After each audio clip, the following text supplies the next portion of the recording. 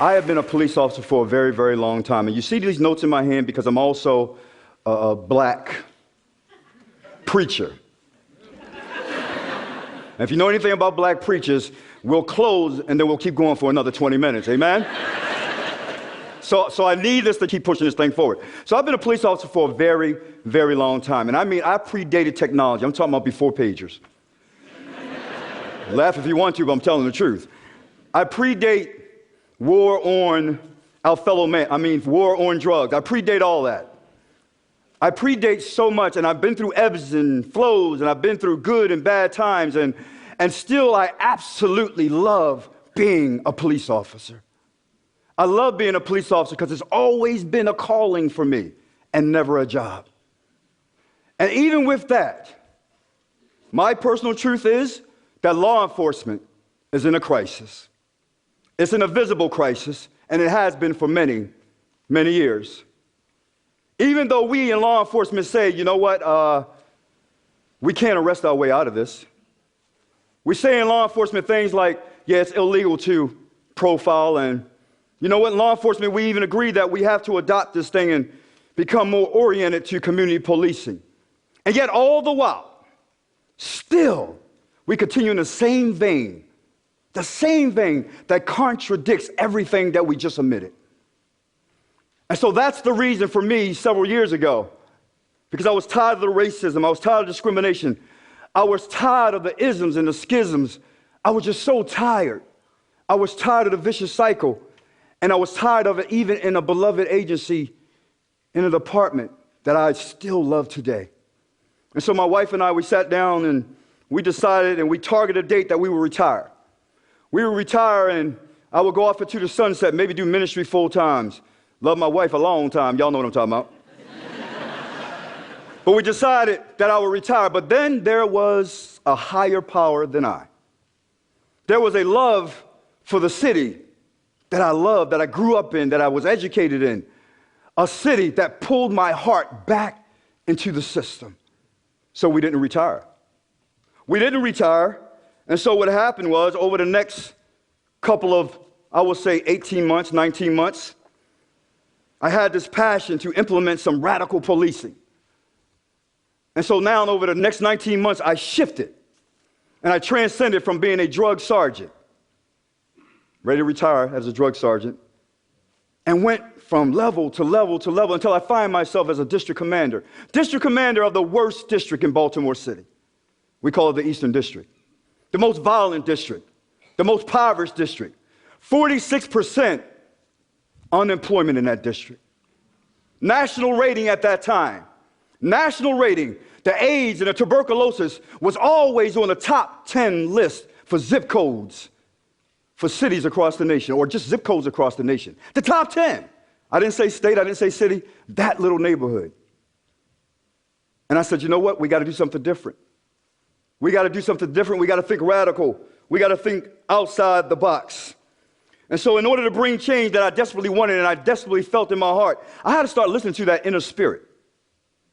I had to just start listening to that man on the inside that went against everything that I had been trained to do. But we still did it. We still did it because we listened to that inner spirit. Because I realized this: if I was to see real police reform in the communities that I had authority over for public safety, and so we had to change our stinking thinking. We had to change it. And so what we did is we started to think holistically and not paramilitarily. So we thought differently. And we started to realize that it could never be and never should have been us versus them. And so I decided to come to that intersection where I could meet all classes, all races, all creed, all color, where I would meet the businesses and I would meet the faith base and I would meet the eds, the meds, and I would meet all people that made up the communities that I had authority over. And so I met them and I began to listen. See, police have a problem. Oftentimes we want to bring things into the community. We want to come up with these extravagant strategies and deployments, but we never talk to the community about them. And we shove them into the community and say, take that. But we said we got to get rid of that stinking thinking. And so we started talking to our communities and said, you know what, this is your community table. We're going to pull up a chair and we want to hear from you. What's going to work in your community? And then some great things started to happen. See, here's the thing. I had to figure out a way to shift 130 cops that were under my tutelage, from being occupiers of communities to being partners. I had to figure out how to do that, because here's the crazy thing. In law enforcement, we have evolved into something incredible. Listen, we have become great protectors. We know how to protect you. But we have exercised that arm so much, so very much. If I was a natural police department, and I represented the police department, you would see this incredible, beautiful 23-inch arm. Man, it's pretty, ain't it? It's cut up. No fat on it. It look good. It just look good. That's a great arm. Protection, that's who we are, but we've exercised it so much sometimes that it has led to abuse. It's led to coldness and callous and dehumanized us. And we've forgotten the mantra across this nation is to protect and serve. Y'all don't know that? Protect and serve. So you look at the other arm and then you look at it and there it is. You know, it's kind of weak. It looks sickly. It's withering and it's dying because we've invested so much in our protective arm. But we forgot to treat our communities like they're our customers, like they're our sons and our daughters, our brothers and our sisters, our mothers and our fathers. And so somehow along the way, we've gotten out of balance. And because we are a proud profession, it is very hard for us to look in the mirror and see our mistakes. It's even harder to make a change. And so, as I try to hurry and get through this, I need to say this. It's not just law enforcement, though, because every one of us makes up a community. Everybody makes up a community. And as communities, can I say this? We have put too much responsibility on law enforcement. Too much.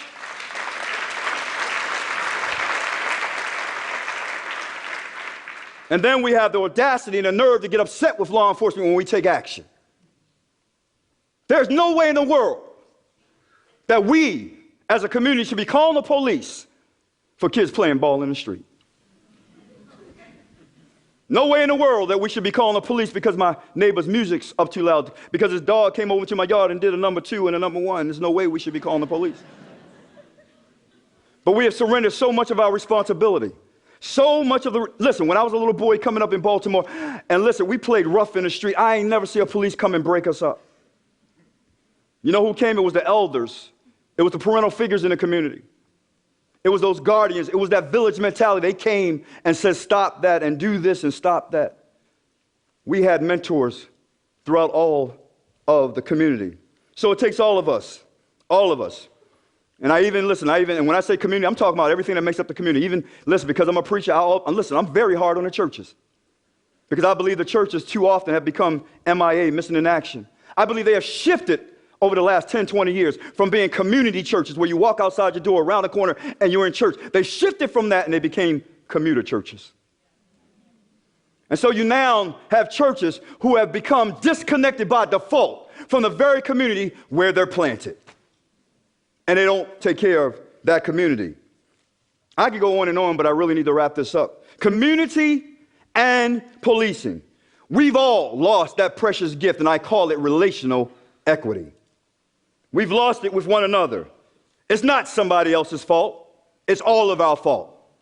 We all take responsibility in this. But I say this, it's not too late for all of us to build our cities and this nation to make it great again. It is never too late. It is never too late. So you see, after 3 years of my 4.5-year commandship in that district, 3 years in, after putting pastors in the car with my police, because I knew this, just a little secret, because I knew this, it was hard to stay a nasty police officer while you're riding around with a clergy.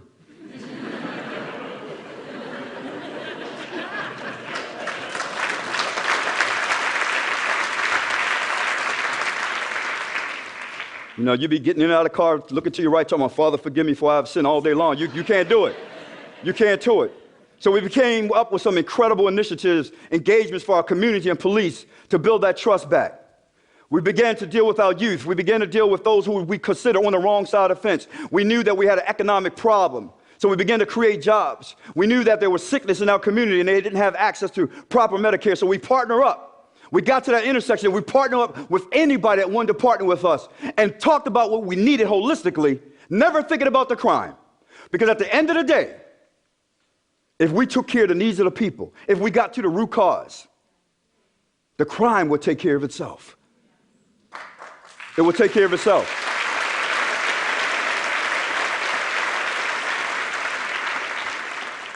And so, after 3 years of a 4.5-year stint, we looked back and we looked over and found out that we were at a 40-year historical low. Our crime numbers, our homicides, everything have dropped down back to the 1970s. And it might go back further, but the problem is we only started keeping data since 1970.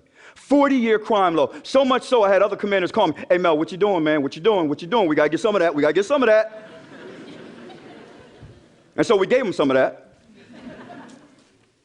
And in a short period of time, the city went to a 30-year crime low.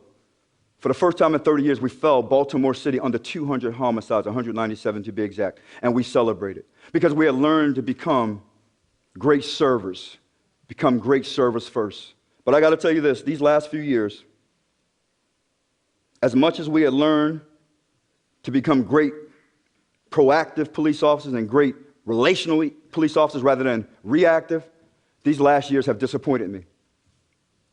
They have broken my heart. The uprising still hurts. It still hurts my heart because truly I believe that it should have never happened. I believe it should have never happened if we were allowed to continue along the vein that we were in, servicing our community, treating them like human beings, treating them with respect, loving on them first.